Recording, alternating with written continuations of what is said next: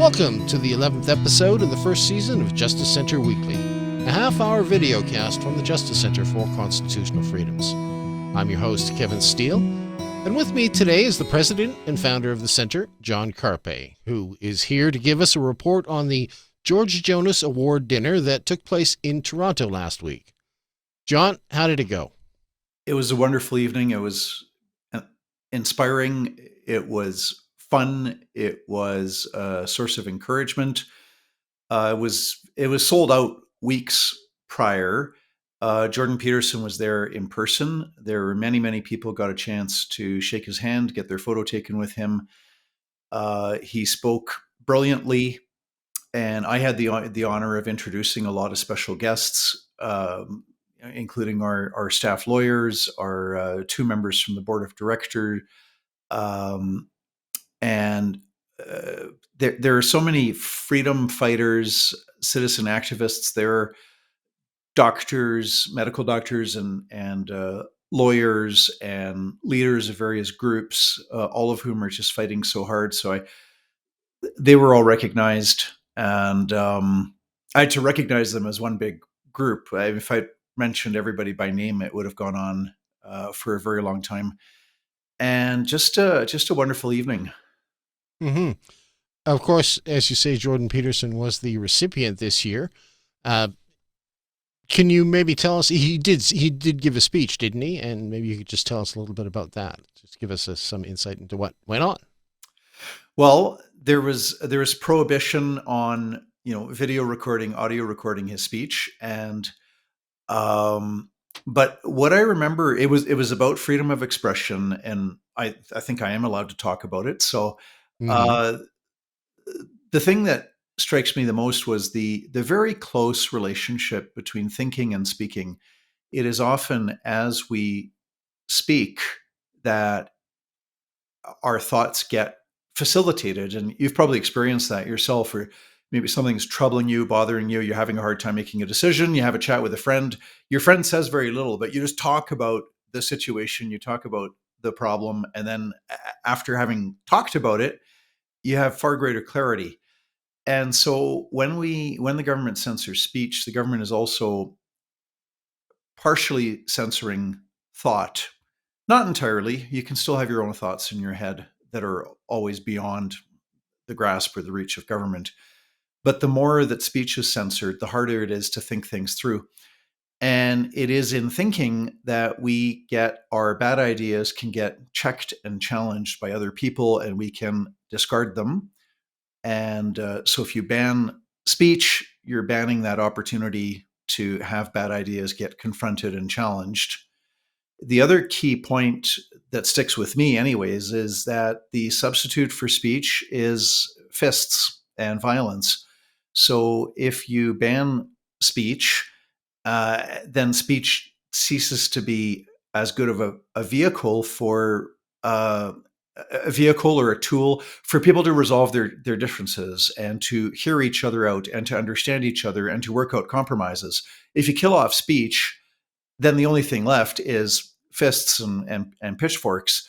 So freedom of speech helps to facilitate a less violent society. So those are some of my own takeaways from. Also, we did a fireside chat after he gave a speech. And so Jordan Peterson and I sat on stage in two comfy chairs, and I asked him 4 questions. And one of them was about, the mainstream media. How much longer do we have to wait for them to die? And his response was, or do we try to intervene to make them less corrupt, or do we just give up on government-funded media entirely and just put all of our resources behind people like True North and The Rebel and the Western Standard and the Epoch Times and the Counter Signal and so on?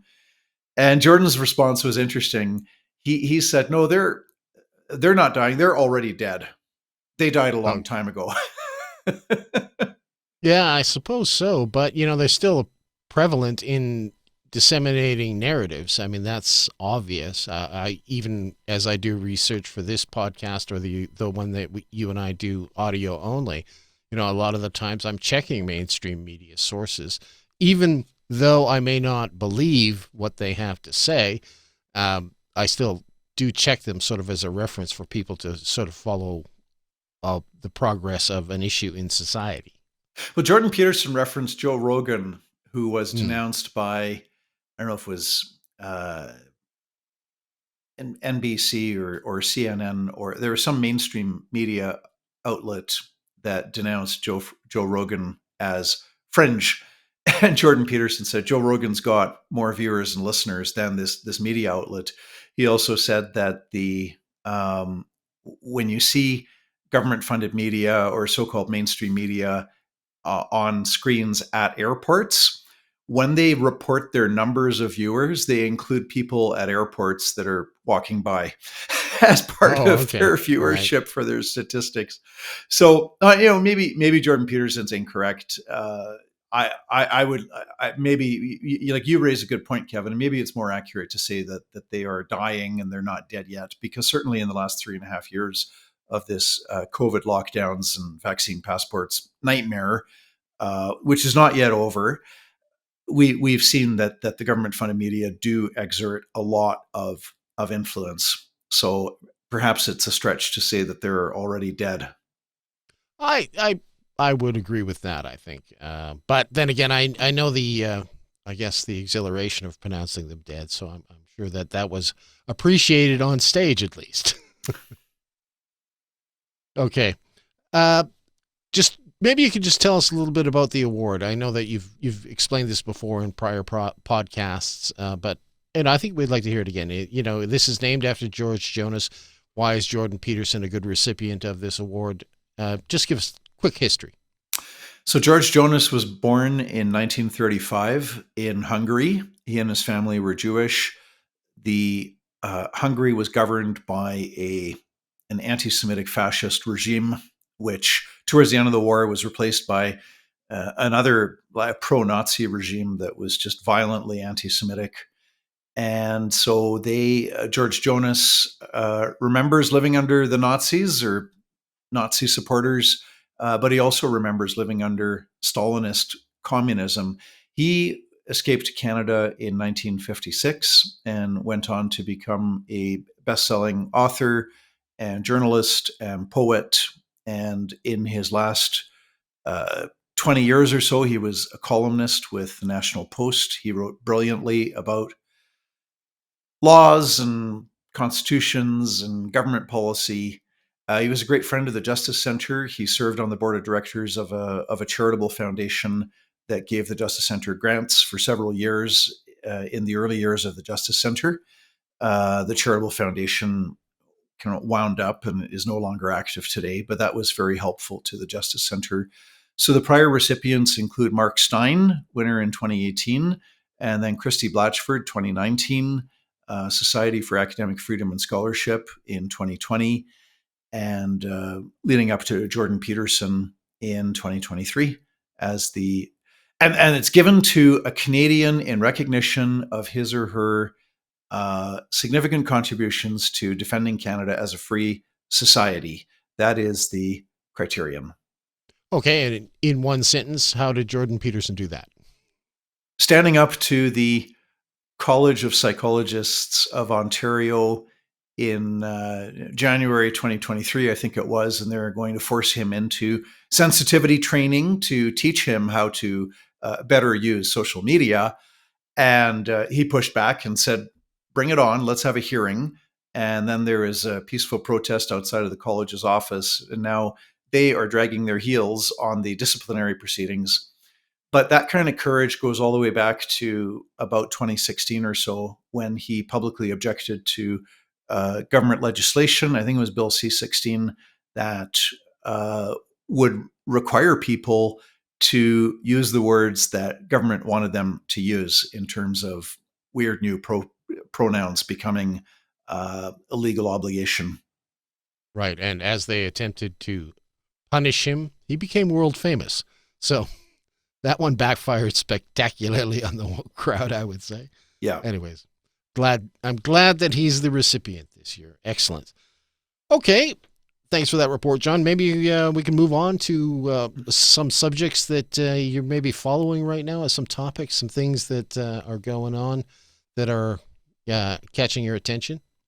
Well, the interesting development in New Brunswick, where the Premier, Blaine Higgs, is saying that for children under 16, parents are to be notified if the boy wants to become a girl, or if the girl wants to try to become a boy, if they want to take on opposite gender names and start wearing opposite gender clothes, and if they want to, take very drastic life-altering steps like taking puberty blockers or taking opposite sex hormones, if they want to move in the direction of transgender surgery. All of that stuff, for kids under 16, parents should be notified. And that has triggered outrage from the predictable quarters and the predictable name calling and the predictable fear mongering. So outrage coming from certain progressives that want to impose their agenda on everybody. Name calling, the premier is being called transphobic, and the fear mongering is, well, your policy is going to drive kids to suicide, so you have to withdraw it, and you're hateful, and you're transphobic, and so on and so forth. And I think it's a very legitimate common sense policy to say that parents need to be kept in the dark. It is certainly consistent with Charter Section 7, because the right to life, liberty, and security of the person includes the right of parents to raise and educate their own children as parents deem best, not necessarily as a political activist or politician might deem best. Right. Do you see the latest on this, actually? The Canadian press, which I consider to be the fakest of the fake news, has a new story out that a group of New Brunswick PCs, progressive conservatives, are trying to oust Mr. Higgs now, or Premier Higgs. That's the latest thing that is going on. I guess the PCs, the constituency presidents, a certain amount of them are trying to push him out because he has divided the party. I don't know how much credence to give that, but anyways, it is making the rounds in the Canadian press. Now, the Calgary Catholic School Board has been subjected to the same kind of name calling from the same quarters because their policy is that a child's name at the school is the name that the parents give to the child that the parents want used.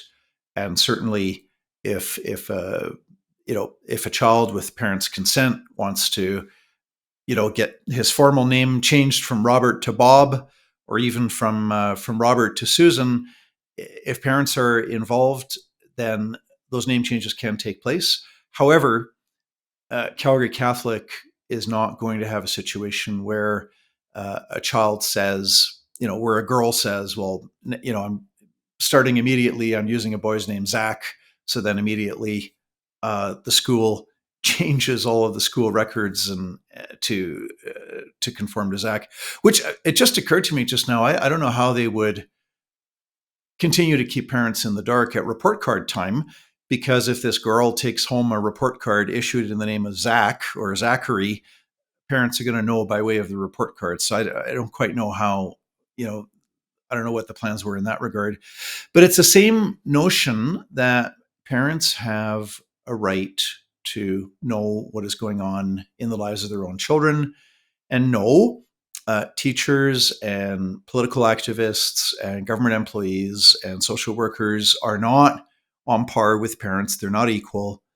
Most parents would run into a burning building to save the life of their own child, but it's also part of human nature that most of us would not be quite as enthusiastic about going into a burning building to save the life of somebody else's child. I'm not saying you wouldn't. I'm just saying there would be a very discernible, noticeable difference in response rate of what people are willing to do for their own child versus what they're willing to do for somebody else's child. It's not at all the same thing. Well, this started a while ago. I don't know, maybe 10 years ago, when the teachers and the teachers' unions started to call themselves co-parents. They use this term co-parenting, and I remember when Ezra Levant picked up on it back when I think he was still doing his show on Sun News. He had a good time with that. But yeah, they've been doing that for about 10 years. Now they are trying to take the lead from parents and become the primary parents. That's what I think is uniting people against them. Well, and it's interesting, in 1948, with the Universal Declaration of Human Rights, which was heavily influenced by the fact that there had just been a world war in the preceding years. So this is 1948. So we've just defeated Nazi Germany, Mussolini's Italy, Imperial Japan. And those regimes understood very well that if you want to change society, you've got to get into the minds and hearts of kids. And in order to do that the most effectively possible, you have to exclude parents. Adolf Hitler said at one point, I don't care about the older people who disagree with me. You're all going to die off, but we've got your kids. And so ideologues of all stripes are quite aware of the fact that if they can get into the schools and if they can indoctrinate kids, then that's a good growth opportunity for whatever your ideology is. I mean, it could be, whatever your issue, whatever your cause, everybody wants to have access to the children's minds. But a free society respects the right of parents to raise and educate their children, and parental rights are one of the bulwarks against totalitarianism. Totalitarian state crushes the freedoms of expression, association, conscience, religion, peaceful assembly, the right to bodily autonomy. All these rights and freedoms get crushed, including the right of parents to raise and educate their own children. That's what totalitarianism is all about. Whereas in a free society, one of the things that protects kids is that they have the full protection of their parents that is not being undermined by the state. Right. This issue, the one in New Brunswick and the Catholic school boards, we're not at the Justice Center fighting a case on this right now, are we? We aren't right now, but we had quite the battle a number of years ago in Alberta. There was Bill 24, which made it illegal for teachers and principals to inform parents about what is going on with the parents' children at school in regards to gay-straight alliances. And so we had a situation where any ideologue could go speak at any gay-straight alliance at any school in Alberta, expose the kids to pornography, expose the kids to transgender ideology, use the gay-straight alliance to persuade kids to start taking puberty blockers, tell kids that their parents are the enemy, tell kids that they should adopt the opposite sex identity. All of this was to be kept secret from parents under that law. And so the Justice Center challenged it in court. I've got a really thick skin, but we were subjected to name calling, and we were called, transphobic and homophobic and hateful. And we were accused of not caring if gay teenagers commit suicide, all these horrible accusations. And so we were willing to take the heat for that and be the tip of the spear in the court action. And that created enough political room for the opposition United Conservative Party to say that if they took power, they would repeal that law that kept parents in the dark. And so after the UCP won the election in early 2019, they did repeal that law. And so our court action was rendered moot because what we were asking for in court to have that law struck down, the government used its majority in the Legislative Assembly and passed it and repealed that law on its own. And then our court action was declared moot. Happily so. One of the few times, I guess, where we're happy to see it declared moot when we accomplished the goal without having to finish the court case.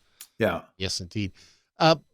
One of the things I think that you had mentioned to me recently was that one thing that fascinated you was the way it seems to be uniting parents and various factions around Canada. This was somewhat intriguing. Maybe you can expand on that a little bit. So in both Ottawa and Calgary, we had situations where Muslim parents and Christian parents and other parents not adhering to either of those faiths We're there together, united, saying, leave our kids alone. And the message, you can see this on the internet if you were to Google Ottawa School Board parent protest or Calgary parent protest. The idea is, if you want to be, if you're an adult and you want to be transgender, you want to dress up like the opposite sex, whatever you want to do in your own life, go ahead and do that. But leave our kids alone. That was one of the chants that the parents were crying out, is leave our kids alone. And parents do not want transgender ideology or any other ideology pushed on their kids. So it's the idea of freedom, you LGBTQ, trans, whatever, do whatever you want to do, live your lives, be who you want to be, but leave our kids alone. And I'm not aware of, I don't follow politics as closely as you do, Kevin, and I don't follow it as closely as some people, but I do follow it somewhat. This is the first time that I've ever heard of Muslims and Christians getting together for a political cause of some kind. I could be wrong. Maybe our viewers are, welcome. Email info@jccf.ca. We can do a correction. Maybe there's other causes, but this is the first time that I'm aware of Muslim and Christian parents actively, openly, publicly joining together for a protest. In this instance, being in defense of their children and not sexualizing their children. Well, I think that's common to all parents. I think that's the uniter there is the fact that they are parents. They're primary parents. They're not accepting of this co-parent thing. I did notice one line in a CBC story somewhere that said that the counter protesters, that is the people that were from the trans community and the other groups, they actually didn't show up in full force because they were afraid of being seen as anti-Muslim or Islamophobic. So this was having some effect, obviously, on the counter protest. But I have noticed that this year in general, the pushback from, at least in the street, the pushback from the pride community and the trans community has been a lot less. Like they seem to have backed off a little bit because of all the pushback that's going on. There seems to be a little bit of a swing the other way now. Have you noticed anything like that? Yeah, well, I try to avoid predicting what's going to happen in the future, but it's certainly a positive development when Muslims and Christians are publicly united together in support of a fundamental charter right, which is the right of parents to raise and educate their own children and the right of children to be protected by their own parents. An underlying premise here that is very troubling, and this is the case with there are school boards in Ontario currently, certainly the Durham School Board, and I'm aware of others, has a policy that says if a boy says that he is a girl or he wants to become a girl or both, then the school board is to not inform the boy's parents. And vice versa. If a girl says that she's a boy or she wants to become a boy, there's a Durham School Board policy that parents are not to be notified.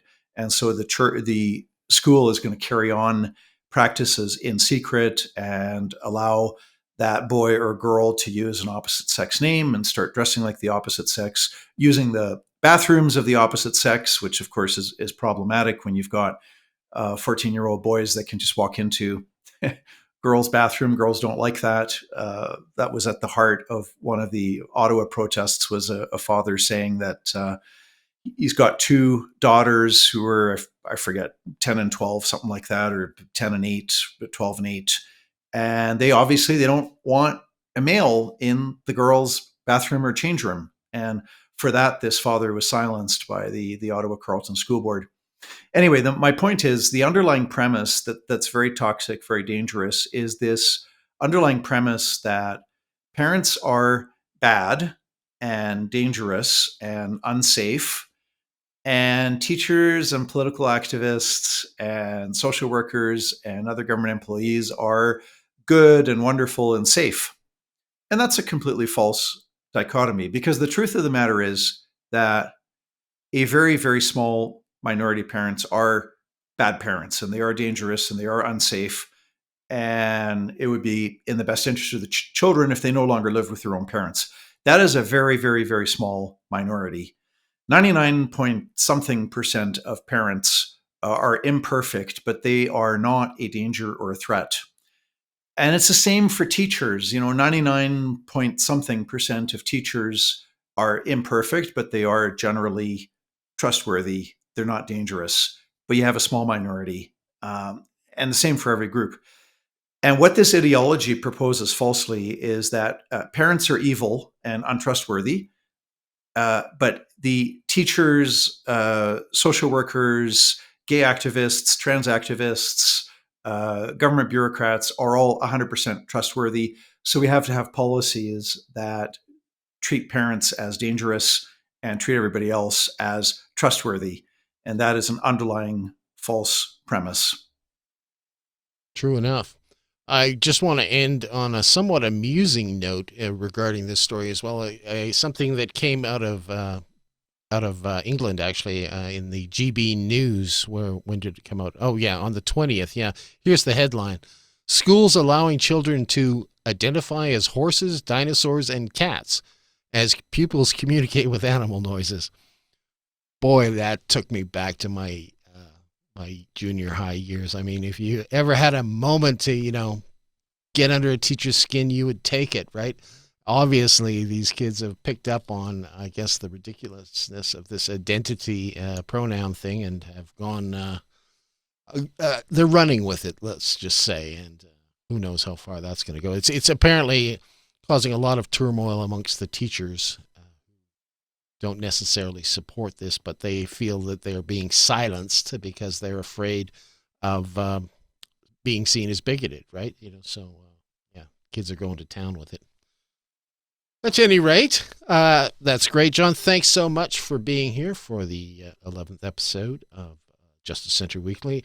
And I know I'm going to speak to you again real soon when we do our audio podcast. Thanks a lot. We'll talk to you then.